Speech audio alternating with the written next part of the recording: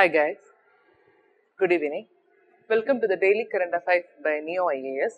So today on 4th March 2019, we are going to discuss the topics tuberculosis, Gangas, AK-23 Rifles, National Security Council and MAP aided program and PQRS.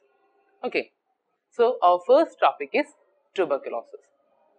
So it's a topic from Science and Technology, and why it came in news because the Kerala state, it has started an ambitious plan to eliminate tuberculosis. So if this plan came success, then it will become the first state in the country to eliminate tuberculosis. So let's see more details. We know that India has got the highest TB burden in the world. But when we are considering the case of Kerala, the incidence is already very down. That is approximately 44 cases when we are considering a 1 lakh population. That means it's very low. But India has vowed to eliminate TB by 2025. That is 5 years ahead of the UN Sustainable Development Goal, but currently we notice that there is a high incidence of TB. That is 204 cases when we are considering a population of 1 lakh. Okay, early it was 44 cases for 1 lakh population, but now it has increased to 204 cases for 1 lakh population. So, a quarter of tuberculosis cases in the world are in India. That's the severity.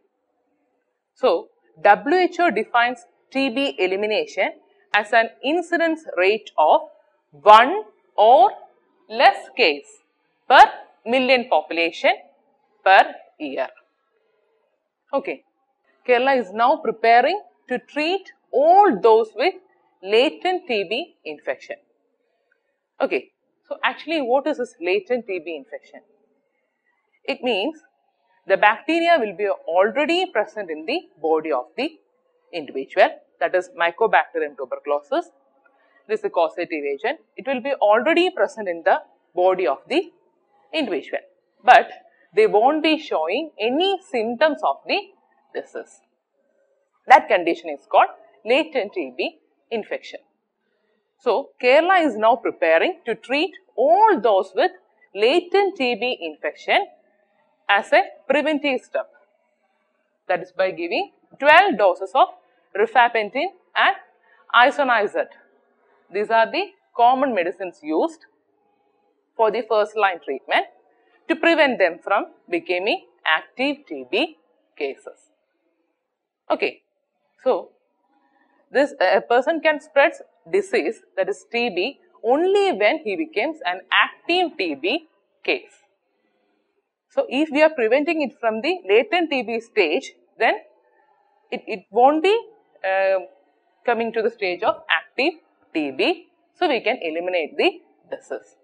And dealing with latent TB infection, it is one of the accepted international strategies of TB reduction.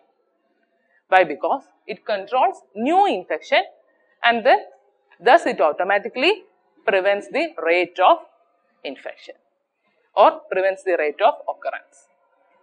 Okay, then let's see the more details. That is the causative agent. We know that it is Mycobacterium tuberculosis. It is the causative agent of TB, and we also know that tuberculosis is a curable and preventable disease, and it's an airborne disease.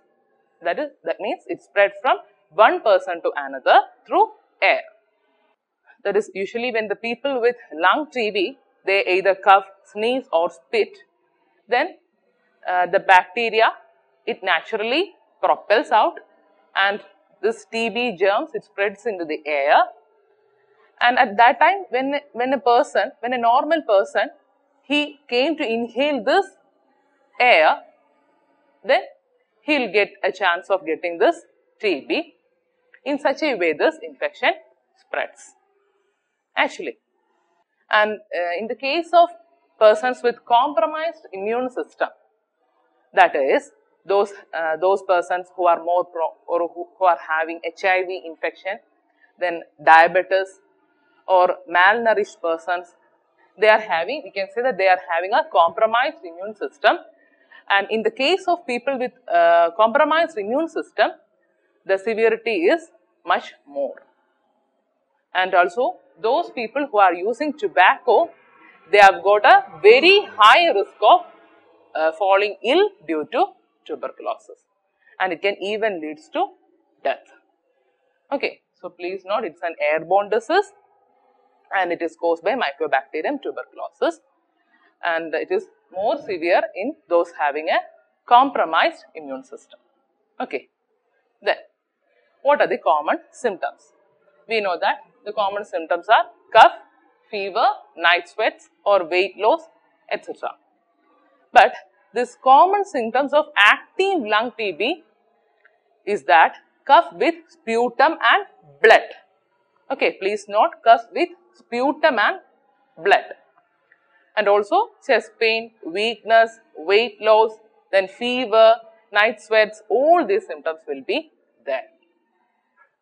Then the diagnosis test, we use the rapid test expert MTB or RIF, and it has expanded the sustainably since 2010 when WHO first recommended its use.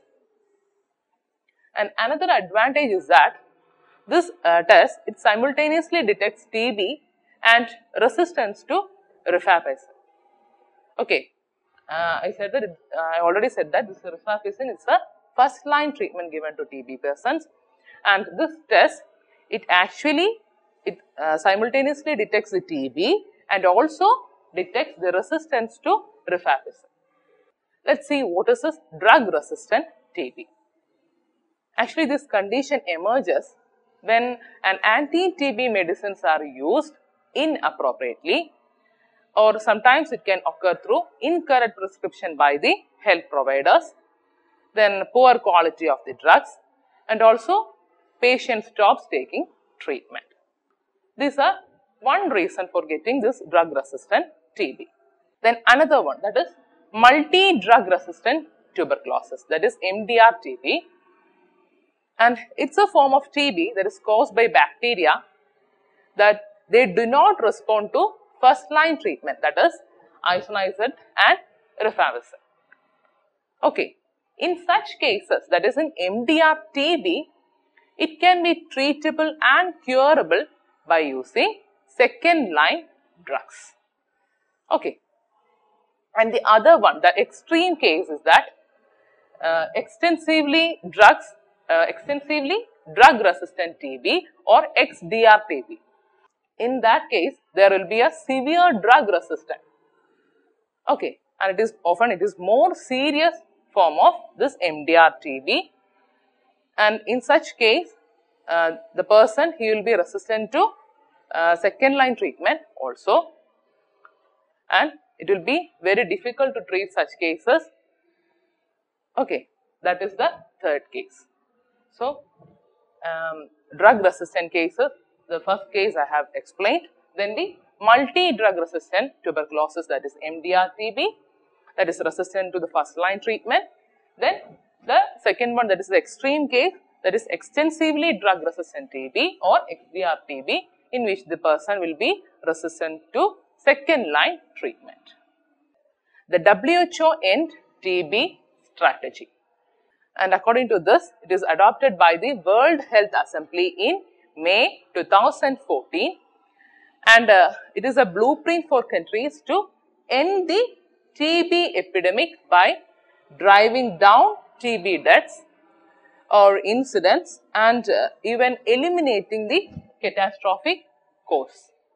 Then it outlines the global impact targets to reduce TB death by 90%. Okay, and to cut new cases by 80% between 2015 and 2030, and to ensure that no family is burdened with this TB. Okay. And the last point is very important. Ending the TB epidemic by 2030. It is among the health targets of Sustainable Development Goals. Ending the TB epidemic by 2030. It is among the health targets of the newly adopted Sustainable Development Goals. Please note that point. Okay. So, this is all related to our first topic, that is tuberculosis. Coming to our second topic, that is Gangas. It's a topic from culture. Why it came in news? Because the Maharashtra government, they will extend all social welfare schemes that are available to the scheduled tribes to this Dunga community as well. So, the Maharashtra government, they are going to extend whatever welfare schemes are given to the scheduled tribes to this Dunga community. So, this Dunga community, they are currently, they are a group of people residing in Maharashtra, and they belong to the list of Vimukta Jadi and nomadic tribes, that is VJNT.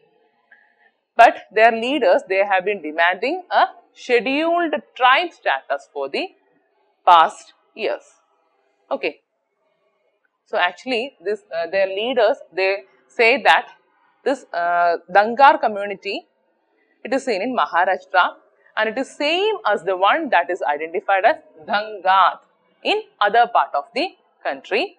And this Dunga community, it is being included in the scheduled tribe. Okay, that's why they are they are arguing for a scheduled tribe status to this Dunga people.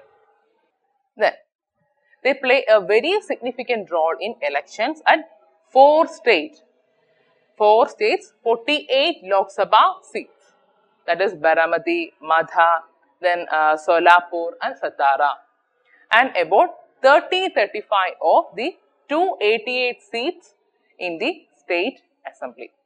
That's why they play a very significant role in election. Let's see who are these Dunga people. They are the shepherds who live mostly in the western Maharashtra and Marathwada, and the population of this community is estimated to be around 1 crore, or we can say that they occupy 9% of the Maharashtra's population. Coming to our next topic, that is AK-203 rifles. Why it came in news? Because our Prime Minister Narendra Modi, he inaugurates a India-Russia joint venture to build Kalashnikov rifles in Amethi. Let's see more details. This project, it's in collaboration with Russia. Okay, it's a joint venture, and it will be undertaken at the Korba Ordnance Factory in Amethi. So, earlier already an intergovernmental agreement was signed between India and Russia to build this AK-203 in India. So, along with this AK-203 rifle, a US origin 6-bore assault rifle. Okay, please note 6-bore assault rifle. These two rifles, they will replace the indigenous INSAS rifles and AK-47 rifles that are being used by our Indian Army. Okay, so our Indian Army, they are using this INSAS rifles and AK-47 rifles, and now we are going to replace it with this AK-203 rifles and a US origin 6-bore assault rifle. Let's see the advantages of this AK-203. As I said, it's a Russian origin assault rifle, and it's a derivative of the AK-74M. It's a modern upgrade on earlier KM rifle. And this gun, it has an effective range of 400 meter, and it is considered 100% accurate. And another advantage is that it can be fitted with a variety of sights, and including night vision, then telescope sights, and plus a grenade launcher. Okay, these are the other advantages of this AK-203 rifle. And another thing is that it is very lighter and shorter when compared to INSA's rifle, and it uses plastic components wherever possible instead of wood or metal, so that it will be very easy for our soldiers to carry these rifles. Our next topic is National Security Council. So, our Prime Minister, he chairs this National Security Council meet, and we know that this National Security Council, that is NSC, it's a three-tiered organization that oversees political, economic, energy and security issues of strategic origin. Okay, then it operates within the Executive Office of the Prime Minister of India, that is liaising between government's executive branch and the intelligence services. It takes place the role of giving advice to the leadership on intelligence and security issues. Its main task is to give advice to the Prime Minister on matters on national security. As I said, its council is chaired by the Prime Minister. It was first set up during the Vajpayee government, that is in 1998, and besides this National Security Advisor, there will be a Deputy National Security Advisor, and also the Ministers of Defence, External Affairs, Home, Finance of the Government of India, then the Deputy Chairman of the Niti Aayog. They are the members of this National Security Council. So, the first National Security Advisor is the Brajesh Mishra, that is during the Vajpayee government, which was set up during the 1998 period. Okay. So, please note who are there in this members in this National Security Council.